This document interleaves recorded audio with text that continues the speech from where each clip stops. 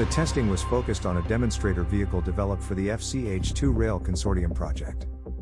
The CAF recently announced the beginning of the dynamic track testing of its hydrogen train demonstrator vehicle that was developed for the FCH2 Rail project. The project is run by a consortium comprised of CAF, Toyota, DLR, ADIF, RINF, CNH2, IP and Stemmann-Technik. The project will be using new power generation system technology built into an existing train model. The demonstrator used for the testing is based on one of the commuter trains from RINF, into which the project had installed a new power generation system. The system used employs an energy hybrid of fuel cells and batteries. This system was worked into the existing traction system of the vehicle. This has made the locomotive one of the first bi-mode demonstrator vehicles of its nature powered by fuel cells.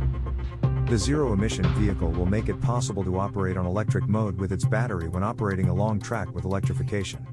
Then, when the vehicle moves off the electrified infrastructure, its hybrid mode will be used. In this way, it will be able to operate on catenary-free sections of track without relying on fossil fuels in order to do so. The idea is to allow the hydrogen train to run on H2 when it moves onto track without electrification. Once the vehicle's static testing was completed, it was ready to begin dynamic external track testing.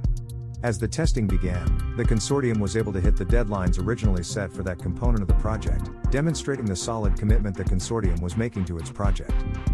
Throughout the dynamic track testing, the fuel cell and electric battery hybridization will allow for route optimization along tracks specifically selected to reflect the type of pathways that will be typical of commercial services.